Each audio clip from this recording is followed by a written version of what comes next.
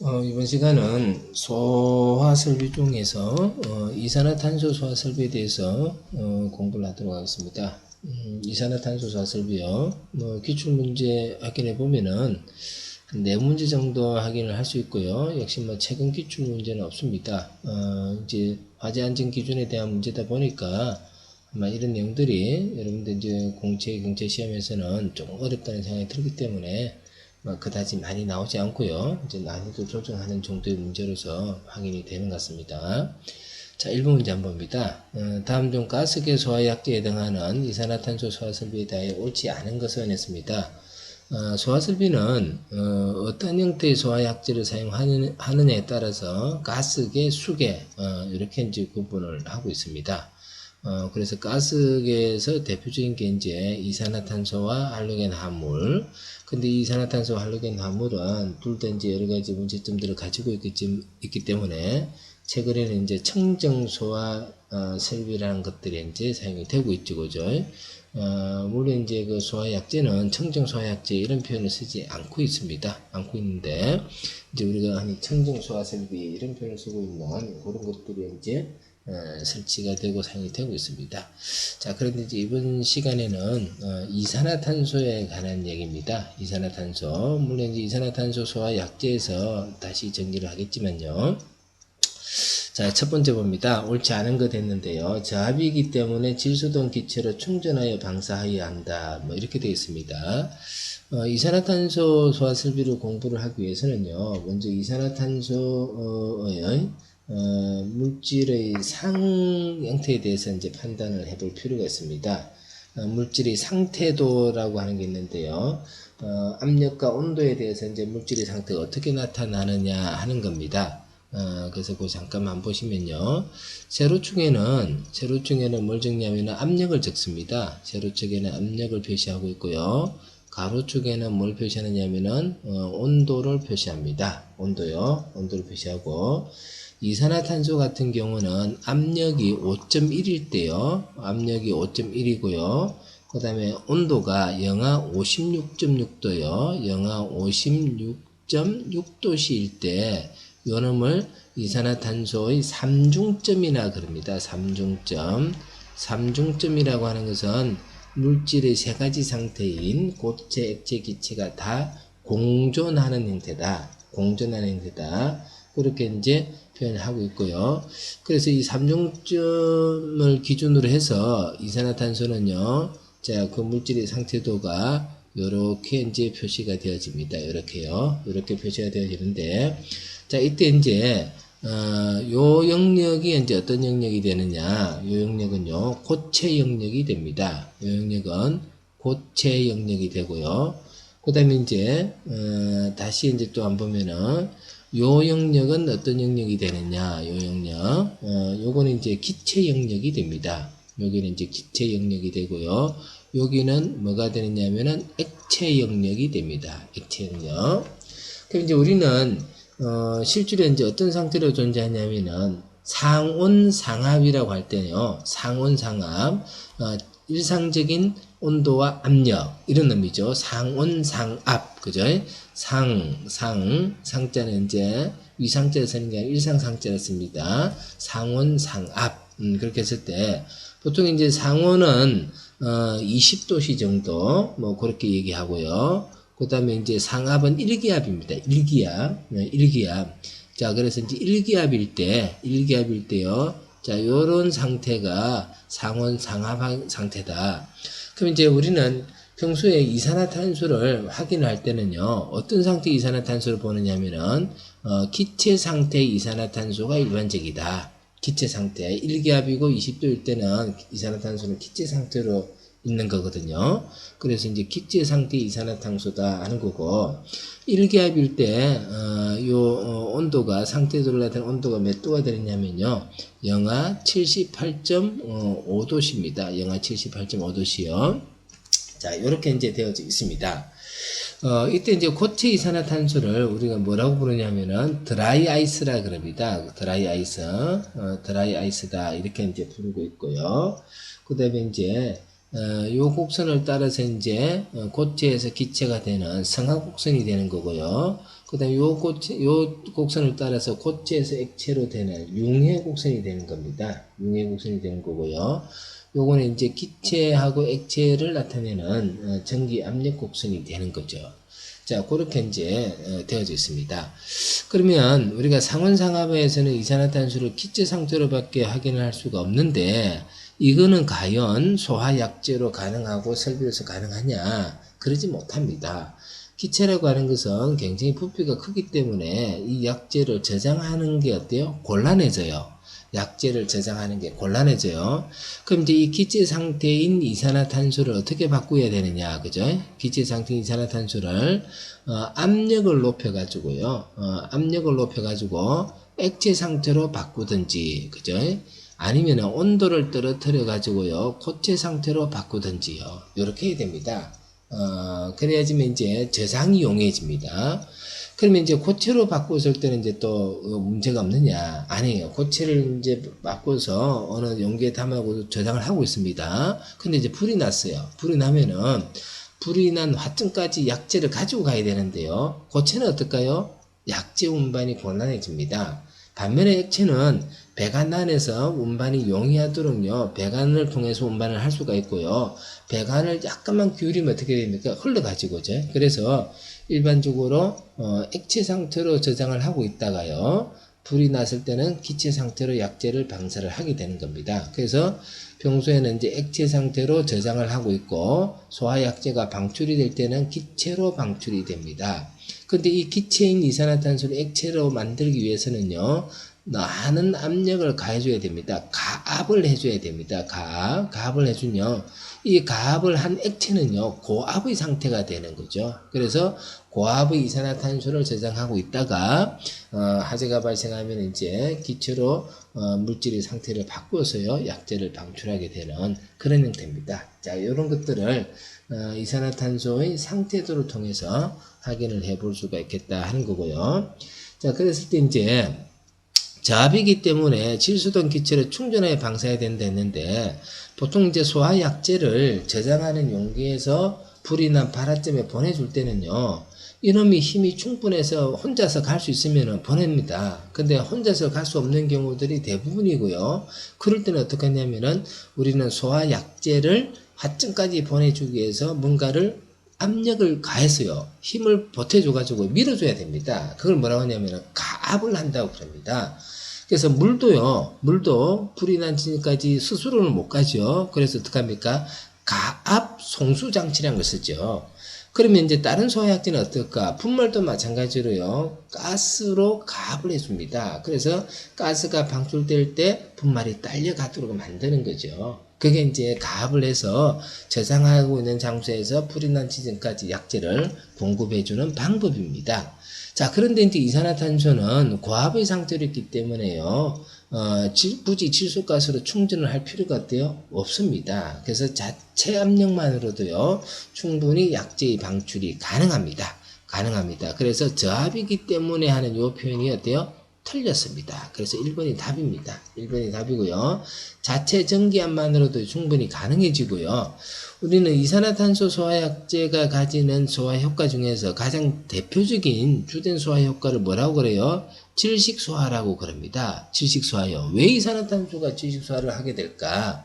이산화탄소는 자체 전기압이 큽니다. 상하에서 이제 전기압이 크기 때문에 이산화탄소 약재를 방출하게 되면요, 이산화탄소에 의해서 산소가 화점에 그 불이 붙는 경계면에 도달하지 못하고 이산화탄소에서 밀려나게 됩니다. 밀려나게 되니까 산소 공급이 안 되니까 어때요? 질식작용이 일어나는 거죠. 그래서 이제 질식이 된다. 이렇게 하는 거죠. 자, 두 번째 이제 약재로 인한 피연소물의 피해가 적어서 화재 조사가 쉽다 그랬습니다. 일반적으로 이제 물을 사용하거나 분말을 사용하거나 이렇게 하면은 화재를 진행하고 난 다음에도요, 소화약재에 의한 2차 피해가 발생할 수 있습니다. 이제 그런 게 이제 발생하지 않을 수가 있고요. 또 이제 물이 묻어서 변형이 일어나지 않고요. 그 다음에 분말이 덮여서 이제 잘 확인이 안 되거나 그런 점이 없기 때문에 가스상으로 되어 있기 때문에 조사도 굉장히 쉬워질 수 있습니다. 자, 자체적으로 산소를 함유하는 물질의 장소에는 설치해서는 안 된다. 이제 이게 자체적으로 산소를 함유하는 물질은 우리는 이런 걸 제5류 위험물이라 그러죠. 자기 반응성 물질이라 그러는데요. 이건 이제 내부에서 산소를 가지고 있고요. 그 열작용에서 분해가 되면 스스로 반응을 하는 거거든요. 그럴 때는 이산화탄소를 방출하더라도 산소 공급을 차단할 수가 없죠. 그죠? 그래서 질식 소화가 불가능해집니다. 그래서 설치해서는 안 된다. 자, 밀폐된 공간이나 전시장 등 관람을 위해서 다수인이 출입하는 장소요. 통행하는 통로 및 전시실 등의 장소에서 설치해서는 안 된다. 이산화탄소는 화재를 진압하기도 하지만요. 사람의 호흡하고도 연관이 있죠. 사람은 호흡을 통해서 산소를 들여다 마시고 이산화탄소를 보내게 되는데요. 이산화탄소 농도가 많아지면은 사람도 호흡이 곤란해지고 문제가 될 수가 있습니다. 그래서 사람이 많이 모이는 장소에서는 사용하기가 곤란하고요. 또 한꺼번에 이제 많이 방출이 되어서는 안 됩니다.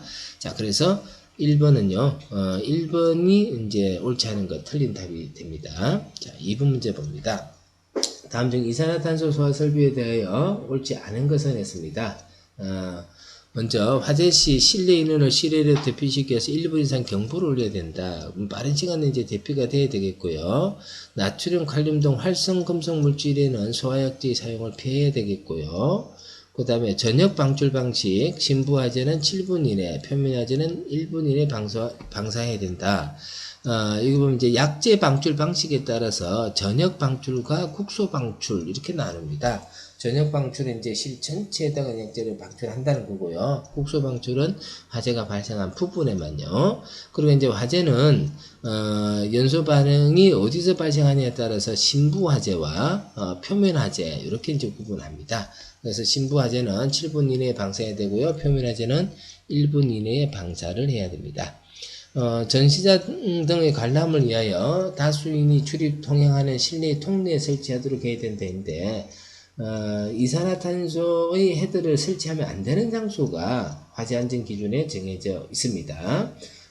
어디가 이제 설치가 안 되냐면 사람이 일단 있으면 안 되겠죠, 그죠? 그래서 방제실이나 제어실 등 사람이 상시 근무하는 장소요. 사람이 상시로 근무하는 장소에는 이산화탄소는 곤란합니다. 자, 그 다음에 이제 니트로셀룰로스나 셀룰로이드 제품, 자기연소성 물질, 오류죠, 그죠? 자기연소, 자기반응, 오류 위험물을 저장하는 장소에는 곤란합니다. 소화 효과가 없다는 겁니다. 그 다음에 나트륨, 칼륨, 칼슘 같이 활성금속을 저장하는 거요. 활성금속 물질을 저장 취급하는 장소도 곤란하고요. 다수인이 출입하는 장소도 곤란합니다. 근데 다수인이 출입하는 장소에 설치한다 했기 때문에 4번이 틀렸습니다.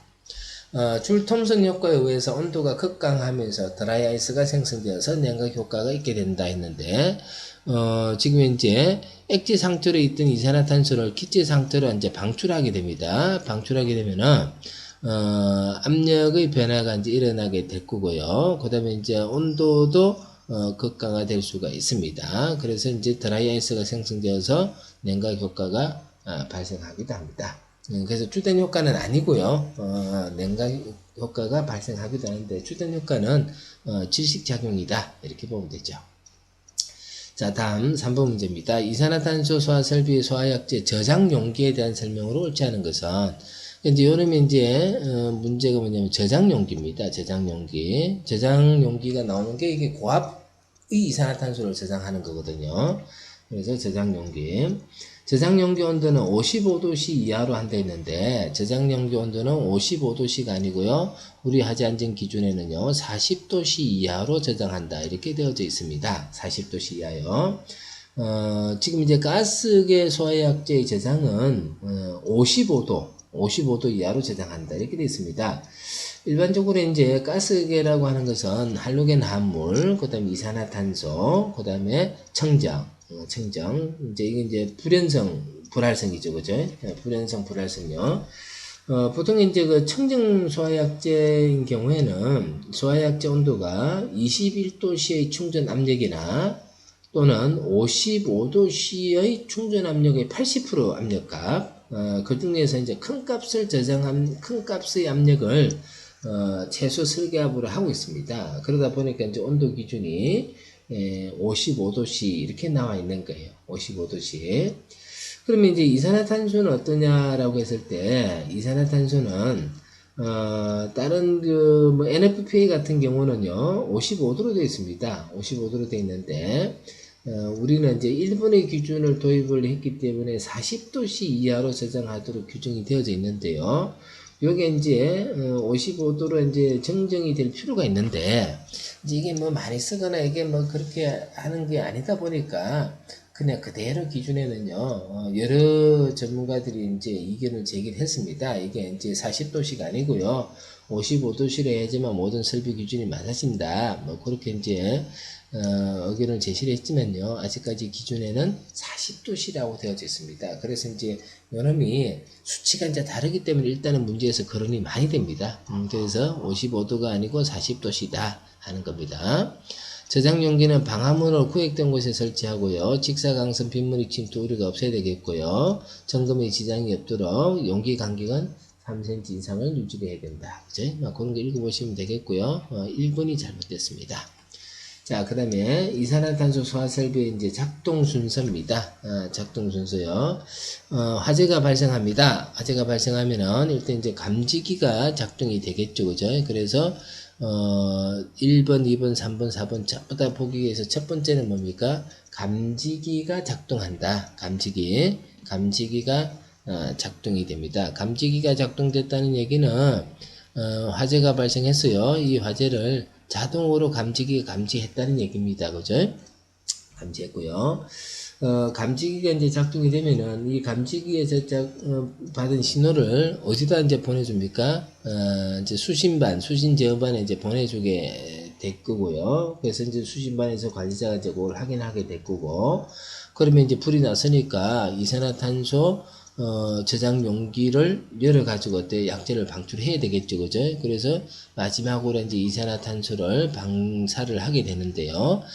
그때 이제 저장 용기를 개방하기 위한 기동 용기 개방이 먼저 돼야 됩니다. 저장 용기를 개방하기 위한 기동 용기 개방이 먼저 돼야 됩니다. 그래서 기동 용기가 개방이 되고요. 기동 용기가 그 다음에 뭐예요? 저장 용기가 개방이 되어집니다. 그래서 그런 순서에 적합한 것은 3번이 되겠습니다. 3번요. 그래서 저장 순서 하는 거요. 이것도 한번 보시면 좋겠고요. 자, 그렇게 해서 이제 이산화탄소 소화 설비 뭐 최근 기출 문제는 없었지만은 4문제 정도를 하긴 했는데요. 이산화탄소 분사 헤드를 설치하면 안 되는 장소, 그게 이제 우리 문제에서는 이제 뭐 2번, 그 다음에 이제 저장 용기는 55도씨가 아니고 40도씨다, 그죠? 그런 정도에 대해서는 확인이 되어서